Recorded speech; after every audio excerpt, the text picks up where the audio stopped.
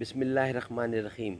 ناظرین، صفحہ نمبر 126 اور آج کا 5واں اور آخری ویلاگ لطافت اور نفاست پسندی حضور کی باتیں ڈسکس ہو رہی ہیں حضور کے جانے کے بعد۔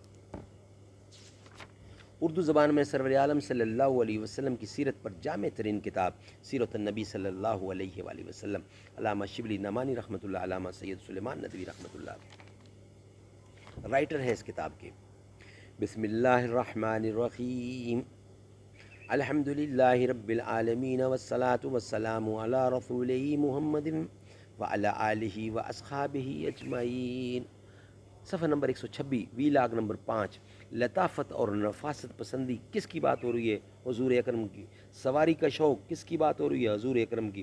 اسد دوانی حضور کی بات ہو رہی ہے۔ ہر چیز حضور کی ڈسکس ہو رہی ہے۔ حضور کون ہے؟ ہمارے مدنی مصطفیٰ محمد رسول اللہ صلی اللہ علیہ وسلم۔ مزاج میں لطافت تھی۔ ایک شخص کے میلے کپڑے پہنے دیکھا، ایک شخص کو میلے کپڑے پہنے دیکھا تو فرمایا کہ اس سے اتنا نہیں ہوتا کہ کپڑے دھو لیا کرے۔ ایک دفعہ ایک شخص خراب کپڑے پہنے ہوئے خدمت میں حاضر ہوا۔ آپ نے پوچھا تم کو کچھ مقدور ہے؟ بولا ہاں۔ ارشاد ہوا کہ خدا نے نعمت دی ہے تو صورت سے بھی اس کا اظہار ہونا چاہیے۔ عرب تہذیب و تمدن سے کم آشنا تھے۔ مسجد میں آتے تو عین نماز میں دیواروں پر یا سامنے زمین پر تھوک دیتے۔ آپ اس کو ناپسند فرماتے، نہایت ناپسند فرماتے۔ دیواروں پر تھوک کر دھبوں کو خود چھڑی کی نوک سے کھرچ کر مٹاتے۔ ایک دفعہ تھوک کا دھبا دیوار پر دیکھا تو اس قدر غصہ آیا کہ چہرہ مبارک سرخ ہو گیا۔ ایک انصاری عورت نے دھبا کو مٹایا اور اس جگہ خوشبو لا کر ملی۔ آپ نہایت خوش ہوئے اور اس کو تحسین کی۔ کبھی کبھی مجلس سے عالی میں خوشبو کی انگوٹھیاں یعنی انگیٹھیاں خوشبو کی انگیٹھیاں جلائی جاتی تھیں جس میں اگر اور کبھی کبھی کافور ہوتا۔ ایک دفعہ ایک عورت نے حضرت عائشہ سے پوچھا کہ خضاب لگانا کیسا ہے؟ خضاب بولی کچھ مذائقہ نہیں، لیکن میں اس لیے ناپسند کرتی ہوں کہ میرے حبیب رسول اللہ کو حنا کی بو ناگوار تھی، کہ حضور کو حنا کی بو ناگوار تھی۔ اکثر مشک اور عنبر کا استعمال فرماتے۔ ایک شخص کے بال پریشان دیکھے اور فرمایا کہ اس سے اتنا نہیں ہو سکتا کہ بالوں کو درست کرے۔ ایک دفعہ اون کی چادر اوڑھی، پسینہ آیا تو اتار کر رکھ دی۔ ایک دن لوگ مسجد نبوی میں آئے، چونکہ مسجد تنگ تھی اور کاروباری لوگ میلے کپڑے میں چلے آتے تھے۔ پسینہ آیا تو تمام مسجد میں بدبو پھیل گئی۔ حضور اکرم نے ارشاد فرمایا کہ نہا کر آتے تو اچھا ہوتا۔ اسی دن سے غسل جمعہ ایک حکم شرعی بن گیا۔ مسجد نبوی میں جھاڑو دینے کا التزام تھا۔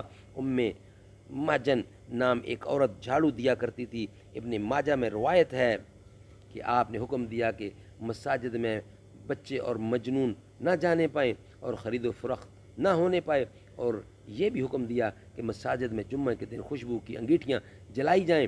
اہل عرب بدویت کے اثر سے لطافت اور صفائی کا نام نہیں جانتے تھے۔ اسی بنا پر اس خاص باب میں آپ کو نہایت اہتمام کرنا پڑا۔ عرب کی عادت تھی اور آج بھی بدوؤں میں عموماً عادت پائی جاتی ہے کہ راستے میں بو و براز کرتے تھے۔ حضرت صلی اللہ علیہ وسلم اس کو نہایت ناپسند فرماتے اور اس سے منع کرتے تھے۔ احادیث میں کثرت سے روایتیں موجود ہیں کہ آپ نے ان لوگوں پر لعنت کی ہے جو راستے میں یا درختوں کے سائے میں بول و براز کرتے ہیں۔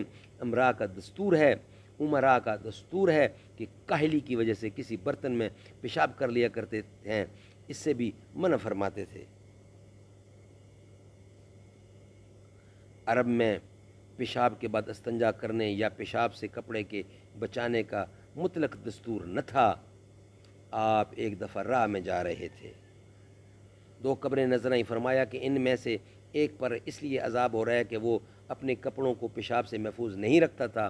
ایک دفعہ آپ مسجد میں تشریف لائے، دیواروں پر جا بجا دھبے تھے، آپ کے ہاتھ میں کھجور کی ٹہنی تھی، اس لیے کھرچ کھرچ کر تمام دھبے مٹائے، پھر لوگوں کی طرف خطاب کر کے غصے کے لہجے میں فرمایا، کیا تم پسند کرتے ہو کہ کوئی شخص تمہارے سامنے آ کر تمہارے منہ پر تھوک دے؟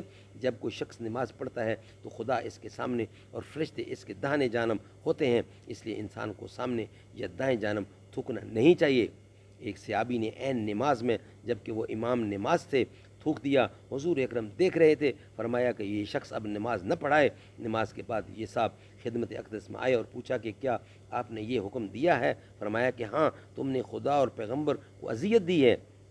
بودار چیزیں مثلا پیاز، لہسن اور مولی سے نفرت تھی، حکم تھا کہ یہ چیزیں کھا کر مسجد میں مت جائیں۔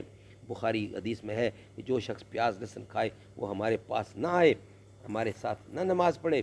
اپنے زمانے خلافت میں ایک مرتبہ حضرت عمر نے خطبہ میں کہا کہ تم دو لوگ پیاز لہسن کھا کر مسجد میں آتے ہو، حالانکہ میں نے حضور اکرم کو دیکھا تھا کہ کوئی شخص یہ چیز کھا کر مسجد میں آتا تو آپ حکم دیتے کہ مسجد سے نکال کر بقیہ میں پھینک دیا جائے۔